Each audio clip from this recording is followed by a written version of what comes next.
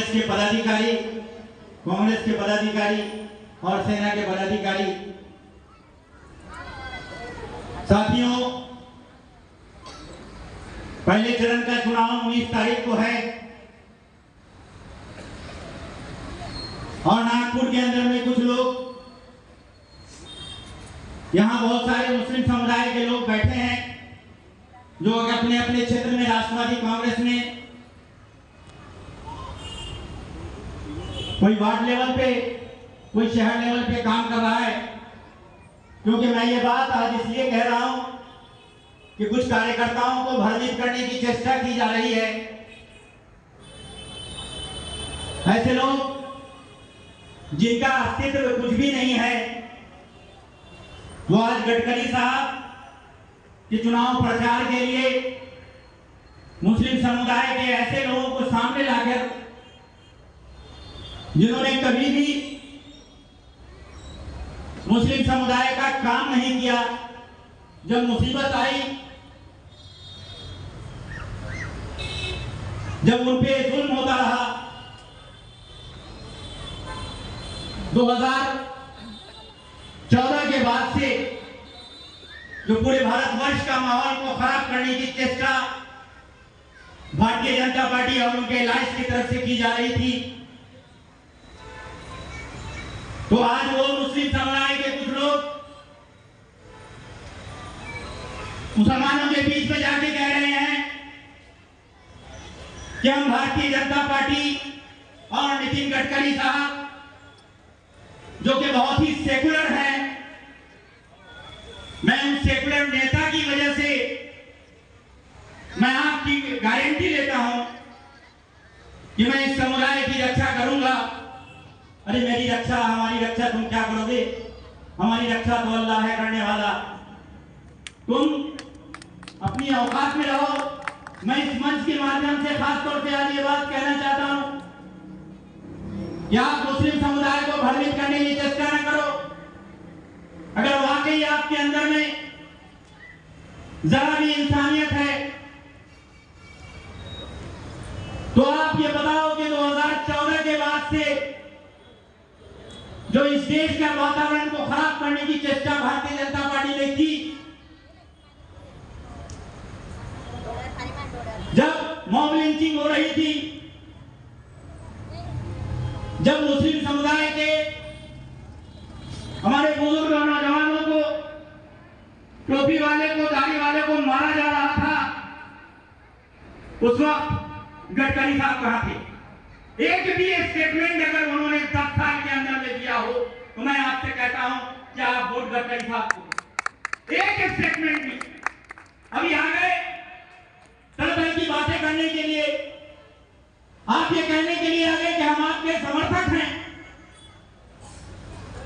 हमने कभी आपके बारे में कुछ नहीं कहा।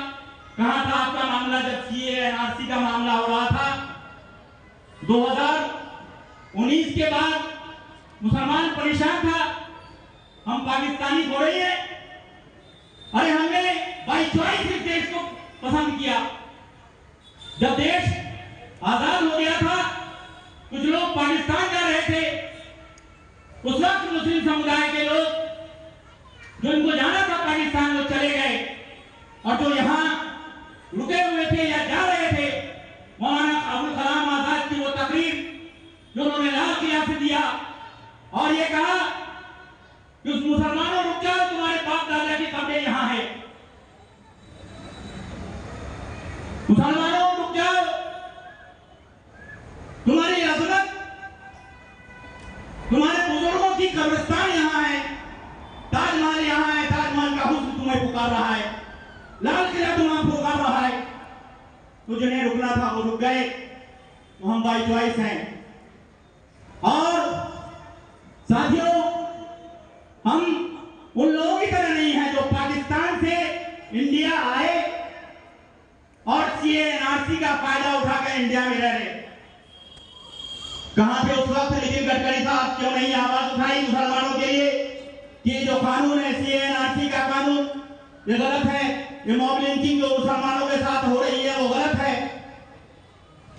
मैं आपसे यही कहने के लिए आया हूं दोस्तों, किसी बहकावे में मत रहिए। ये आपको बहकाएंगे। अरे भारत माँ की, जिसे हम भारत माता कहते हैं, वो एक खूबसूरत दुल्हन है। उस दुल्हन की जो खूबसूरत आंखें हैं, हिंदू और मुसलमान की खूबसूरत आंखों को खराब करने की, महंगे करने की कोशिश भारतीय जनता पार्टी कर रही है। मैं आपसे कहता हूं, बताइए, अगर उस खूबसूरत दुल्हन की खूबसूरत आंखें, एक आंख भी खराब हो गई तो क्या उसकी खूबसूरती कायम रहेगी? आज भारत माता वही दो खूबसूरत आंखें लेकर हमारे बीच में है। इस आंखों को खराब करने का चेष्टा कश्मीर से लेकर कन्याकुमारी तक भारतीय जनता पार्टी ने लगातार किया है। मैं आपसे अनुरोध करूंगा, आप लोग किसी बहकावे में ना आए।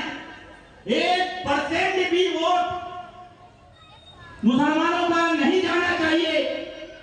अगर आपका वोट गया तो आपका दामन पकड़ा जाएगा, क्योंकि आज आपकी अजमत का सवाल है, आज आपकी शरीयत का सवाल है। आज ये कानून अगर बदल देंगे, संविधान अगर ये बदल देंगे, ये पूरी चेष्टा की जा रही है कि आने वाले समय में संविधान को बदल दिया जाए, इलेक्शन ना कराया जाए।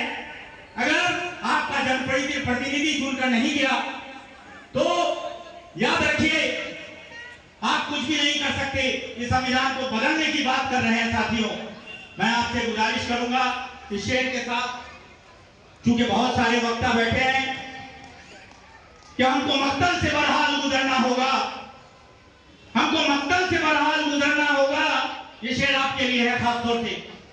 हमको मक्तल से बहरहाल गुजरना होगा, बच गए हम तो किसी और को मरना होगा। अगली नस्लों को तबाही से बचाने के लिए जो भी करना है इसी नस्ल को करना होगा। जय हिंद, जय राष्ट्र।